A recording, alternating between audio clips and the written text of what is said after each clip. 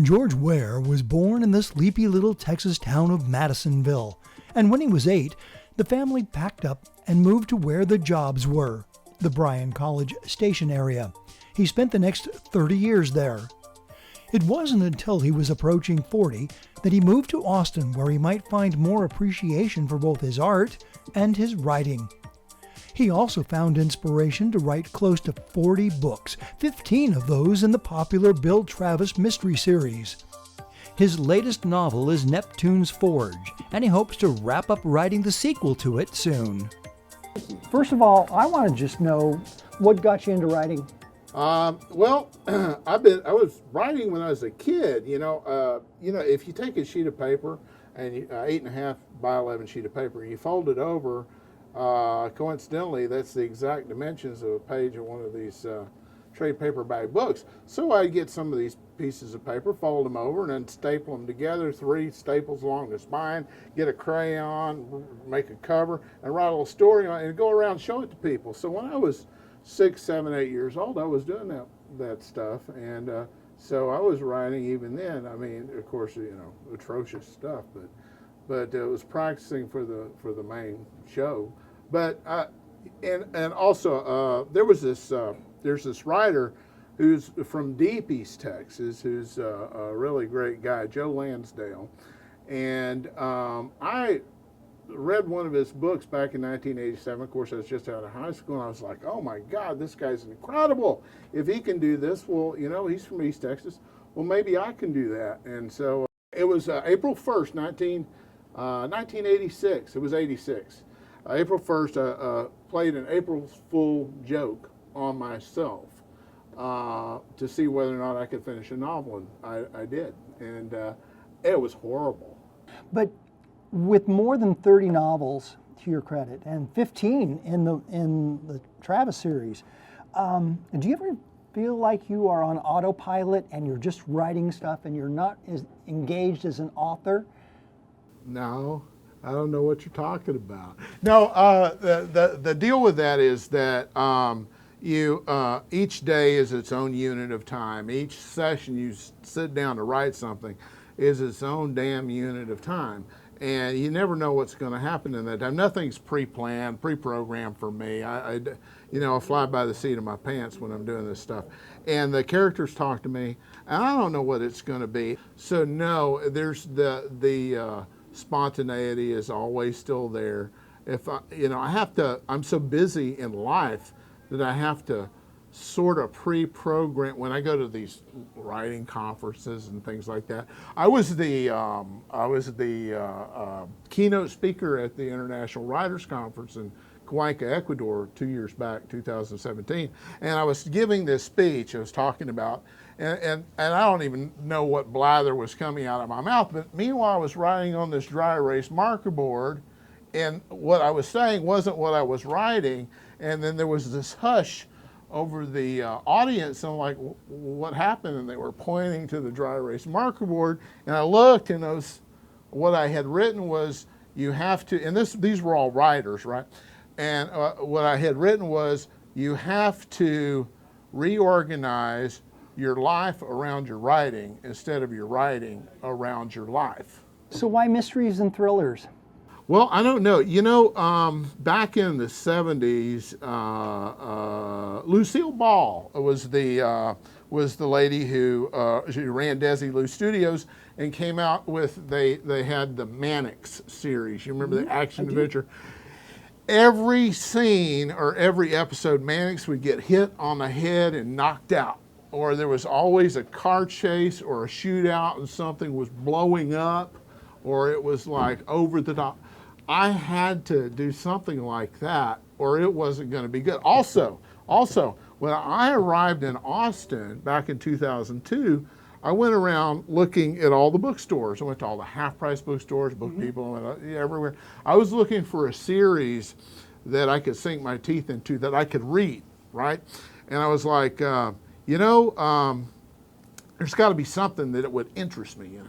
And so I looked around, I couldn't find anything, and so I said, well, if I'm going to read a series that that's like the old Mannix serials, well, by God, I'm going to have to write it myself. And I was like, oh, what did I just say? you know. And of course, I started right that very day.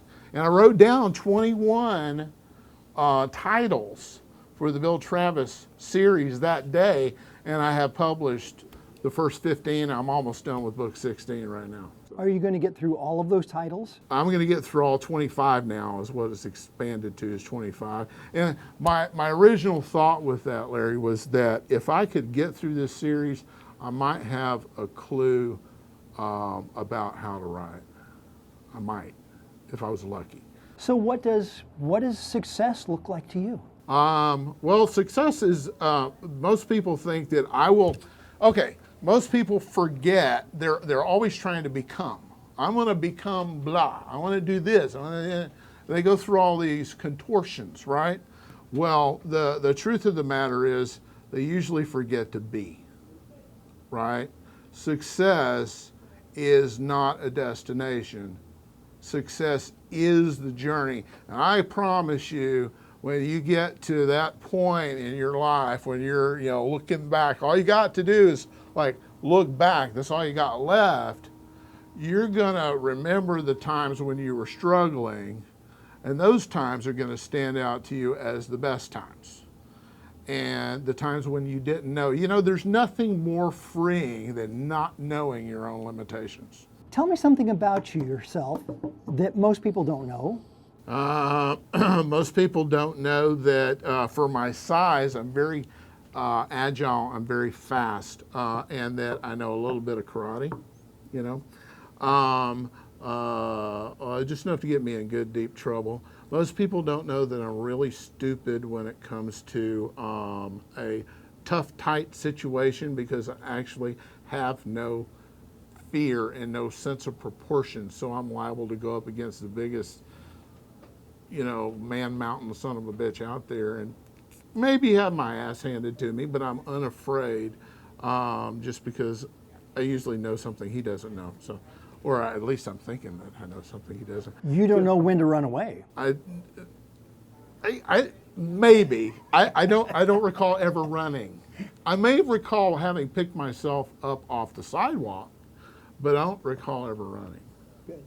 So now we're going to do the Austin Liti Limits lightning round. Oh boy. Which is something that we stole basically from inside the actor's studio, which stole it basically from the French journalist Bernard Pinault, and he stole it from Marcel Proust. And so he stole it from somebody, I'm sure, Shakespeare, as well. I'm sure. Shakespeare or somebody Stole it like from the that. Bible. Right. So everybody's going to basically recognize this, but the lightning round goes like this: 10 questions. Oh boy, here we go. All right. Simple answers. Okay. Question number 1. Got it? Ready? Yeah. What's your favorite word? Cellar door, the most beautiful word in the English language. What's your least favorite word? Like, people don't know how to talk anymore. They go like, like. That's practically one word. Yeah. Yeah. What know? turns you on? Time to write, time to sit down and just fluff out and just write. What turns you off? Too many things to do at once, trying to be in multiple places at one frickin' time, which I can do, but yeah. What's your idea of happiness? My idea of happiness is a cabin up in the mountains with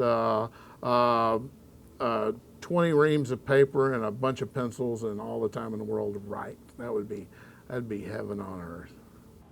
Who's your favorite author?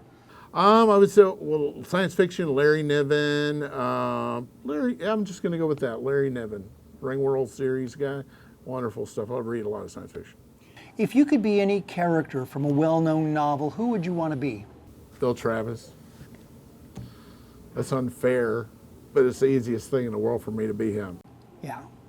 I think every author kind of gets into their own characters really well. I know it. He's well known, 5 million downloads worldwide. What the hell, There you go. What profession other than your own would you like to attempt? I'd love to direct movies. What profession would you least want to do?